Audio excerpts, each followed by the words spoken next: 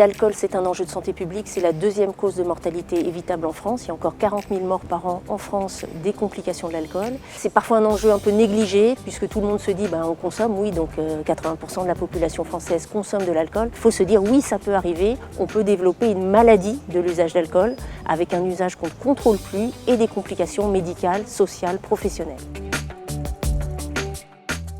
Quand on est jeune, on peut avoir des complications immédiates de la consommation d'alcool. Ça peut être évidemment les ivresses aiguës qui conduisent aux urgences dans des comas éthyliques, ça peut être les accidents de voiture, ça peut être la violence et ça peut être aussi, l'alcool est un contributeur non négligeable dans les suicides chez les sujets jeunes.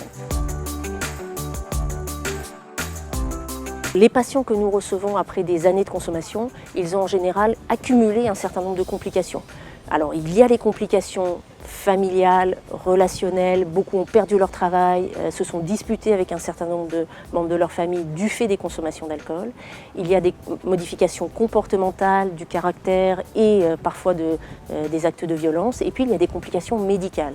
On pense beaucoup à la cirrhose du foie, mais il faut savoir que l'alcool est un contributeur majeur au risque de cancer, aux maladies cardiovasculaires et aussi ce qu'on sait peu, et qui est vraiment quelque chose qui a un impact très important sur les patients et sur les familles, l'alcool donne ce qu'on appelle des troubles cognitifs sévères, c'est-à-dire ce sont des démences de sujets qui ont 50, 60 ans et qui sont aussi handicapés que des patients qui ont une maladie d'Alzheimer à 80 ans.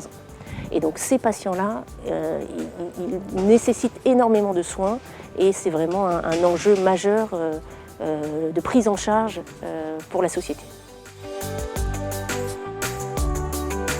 Tout le monde peut avoir une consommation d'alcool contrôlée, mais interrogez-vous, et c'est peut-être l'occasion de le faire à l'occasion de ce fameux mois de janvier sobre. Est-ce que vous avez un problème d'alcool? Parlez-en à votre entourage, parlez-en à votre médecin, et si c'est le cas, ne retardez pas les soins. Il y a des soins qu'on peut vous proposer très tôt, n'attendez pas d'avoir les complications tardives pour venir consulter.